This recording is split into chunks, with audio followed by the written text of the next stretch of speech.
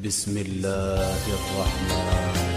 Kita akan melancarkan bulan dakwah dan ianya adalah merupakan satu projek mega dengan skala 2000 program. Islam menjamin keselamatan umat berasaskan amal ma'ruf, cegah semua yang mungkar, pasti beroleh kejayaan.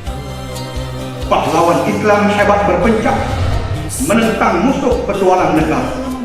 Dakwah Islam bergerak rancak menjelajah ufuk menakluk gejolak. Zero ala berketilah saya melancarkan bulan dakwah 2020. Assalamualaikum warahmatullahi wabarakatuh. Alhamdulillah wa syukrulillah.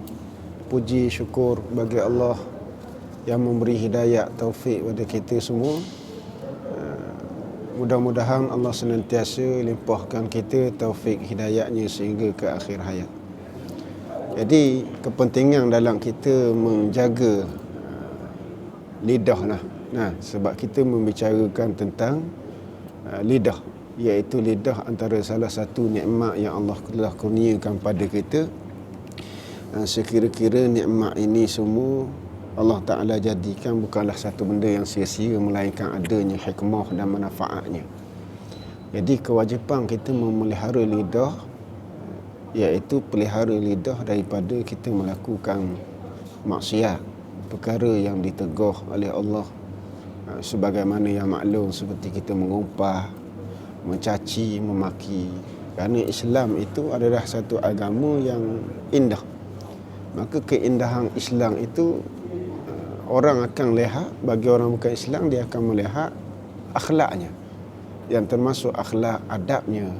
Yang adab dan akhlak itu dikaitkan dengan lidah. Tapi murak lidah ataupun maksud lidah yang diwajibkan kita pelihara itu adalah percakapan kita. Maka bagaimana kita bertutur, bila mana kita nak bercakap, maka biarlah kita bercakap dengan apa yang Allah Ta'ala redha. Kerana semua kita akan dihisab oleh Allah Ta'ala di kemudian harinya, di akhirat esok-esok. Bagaimana kita nak memelihara lidah kita? Kita perlu mujahadah. Kerana kita ada nafsu, kita ada syaitan. Dan kita tahu bahawa nafsu itu memanglah satu perkara yang Allah Ta'ala beri, Allah jadikan pada kita. Yang Allah beri itu sebagai nak menguji tahap mana kita, liyabluwakum ayyukum ahsanu amala. Jadi tidak ada kehidupan di dunia ini sia-sia, melainkan semua itu akan diuji. Ada hikmahnya, ujiannya, dan ujian itu pun termasuk dalam hikmah lah, yang mana Allah Ta'ala jadikan dia sebagai ujian untuk menguji siapakah di kalangan kita yang paling baik amalannya. Jadi dalam kita nak menjaga hati, maka lidah itu satu benda yang penting lah. Kerana tempat tilik pandangnya Allah adalah hati. Dan antara salah satu cara untuk kita nak memelihara hati kita, bermula daripada kita memelihara lidah dulu. Walaupun kita dah cerita tentang pelihara mata, telinga, maka lidah pun antara salah satu kita kata antara salah satu nikmat yang kita perlu jaga betul. Kerana dia ada hubung kait dengan hati kita. Kalau kita cerita tentang nafsu ataupun syaitan, kalau kita bandingkan, nafsu itu adalah musuh yang kita kata yang berada dalam diri kita sendiri. Sedangkan syaitan itu adalah musuh yang berada luar daripada diri kita. Maka kalau kita cerita bagaimana syaitan itu dia dapat masuk ke dalam diri anak Adam melalui darah, antaranya seperti dalam hadis lah yang dicerita oleh Rasulullah sallallahu alaihi wasallam. Syaitan berjalan dari darah anak Adam dan akan bertahta di lambung dada anak Adam itulah, di kiri anak Adam itu. Jadi bagaimanakah syaitan itu dia boleh masuk ke dalam diri seorang kita, sedangkan dia musuh luar. Jawabnya para ulama-ulama yang berpengalaman, arif billah, mereka mengatakan bahawa syaitan itu musuh di luar. Maka tidak dapat syaitan sama sekali nak masuk ke dalam rumah lah ibarat diri seorang itu, melainkan orang dalam rumah yang membuka. Maka yang dimaksud dalam rumah yang membuka itu antaranya adalah nafsu. Nafsu lah yang membuka. Bagaimana nafsu membuka? Membuka melalui lidah, melalui pintu mata, pintu telinga, pintu perut, pintu faraj, yang dikatakan anggota 7. Sebab itulah dalam pengajian tasawuf, akhlak, adab, maka menjaga anggota 7 ataupun di dalam kitab Minhajul Abidin disebut anggota 5 samalah. Anggota 5, anggota 7, setengah kata anggota 9, setengah lagi mengumumkan lagi dengan kata menjaga anggota 1 hati. Tapi kita dalam pengajian adab ataupun akhlak lah, kita itu wajib memelihara anggota 7 kita.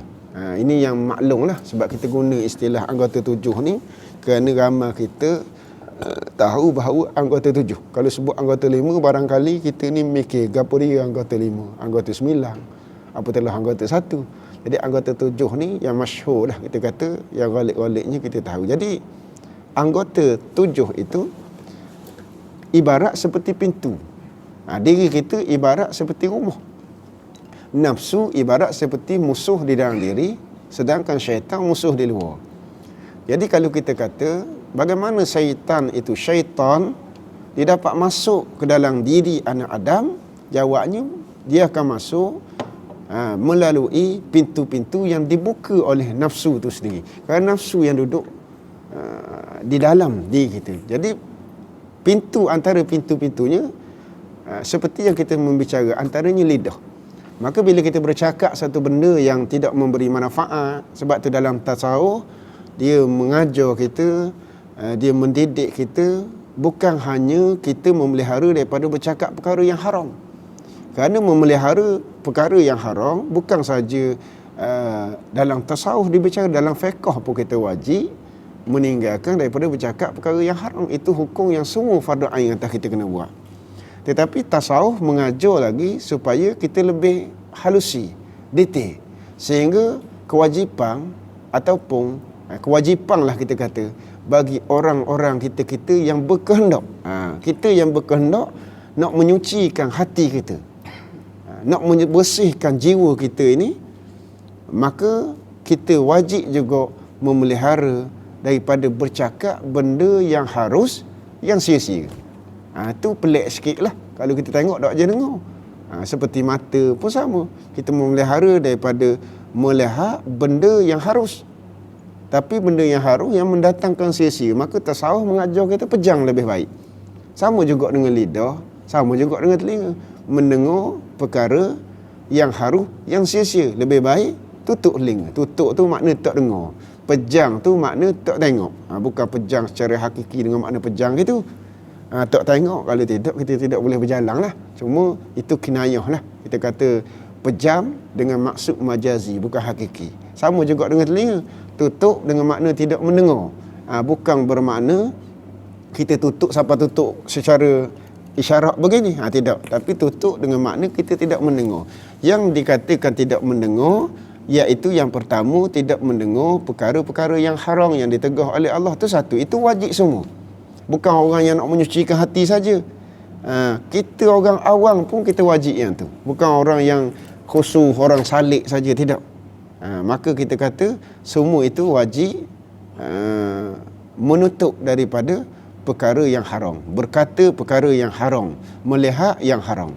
Tetapi ada satu benda lagi yang dalam proses untuk kita mendidik jiwa hati kita supaya hati kita ini bersih.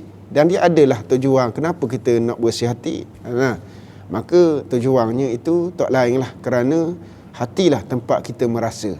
Bagaimana mungkin kita nak mencapai ibadat yang sempurna seperti yang kita tahu, khusyuk dari dalam semayang, hati yang tenang, jiwa yang tenang, kalau hati kita penuh dengan hijab, istilah tasawuf lah, ataupun dinding-dinding. Yang dinding itu hasil daripada maksiat-maksiat yang kita buat. Melalui inilah Jadi bagaimana kita nak mencapai di situ? Kalau kita tidak menjaga permulaannya melalui anggota 7 ni. Jadi kita wajib atas kita juga memelihara perkara-perkara yang membawa sia-sia. Jadi tasawuf dia cara kita dua. Maknanya kalau pandangan mata yang kita cara mata, telinga dan lidah. Jadi bukan hanya kita memelihara mata, telinga, lidah daripada perkara yang haram yang ditegak oleh Allah.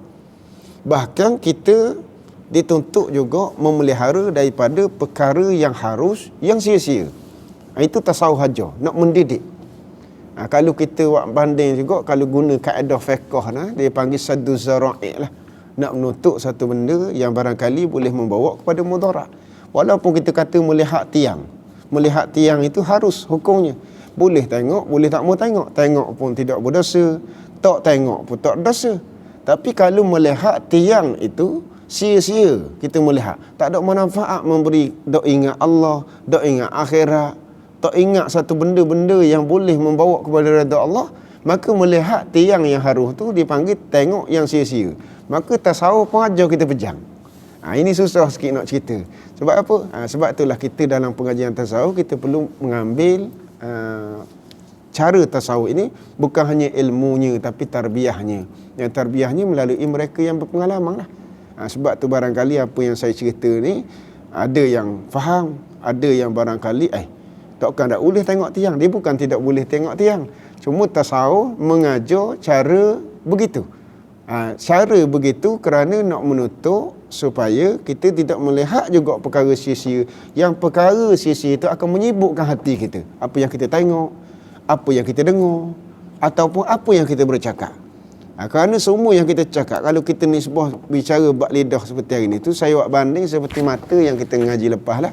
Telinga pun sama juga. Lidah pun sama juga.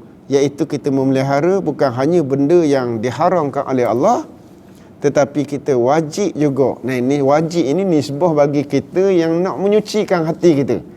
Jadi wajib juga kita pelihara dari bercakap benda yang sia-sia, yang tidak memberi faedah.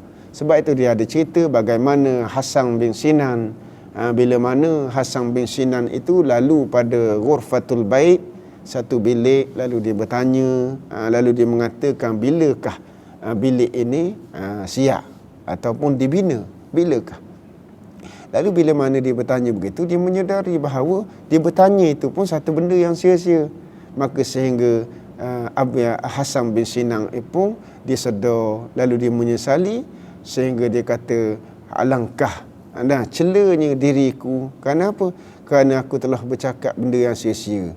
Lalu Hasan bin Sinan pun dia menghukum dirinya dengan dia berpuasa setahun. Yang dimaksud berpuasa setahun itu, setengah ulama mengatakan puasa secara hakiki, setengah ulama mengatakan puasa daripada cakap.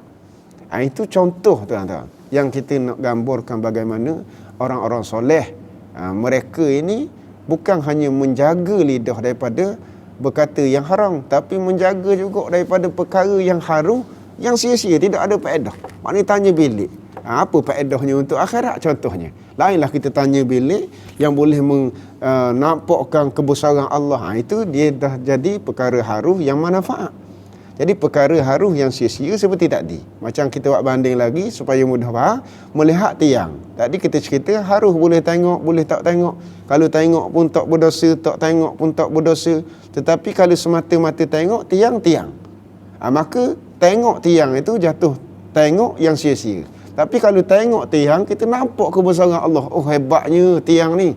Siapa buat? Dan kita tengok, oh, hebatnya Tuhan yang memberi ilham kepada orang buat tiang. Itu tengok yang memberi manfaat. Jadi itu tidak ditegah dalam tasawuf. Yang tasawuf mengajar kita adalah kita meninggalkan yang haram dan meninggalkan yang harum yang membawa sia-sia. Itu jalan tasawuf. Jadi perkara inilah yang perlu dipahami. Sebab tu dalam tasawuf ni walaupun kita belajar kitabnya, tapi adab dan akhlak, pengalaman kita mesti kepada murabbi, seorang guru. Yang dia sendiri mesti ada pengalaman. Kalau bagaimana dia tidak ada pengalaman, dia sekadar ada maklumat, bagaimana dia nak mendidik jiwa muridnya yang berbagai pasang.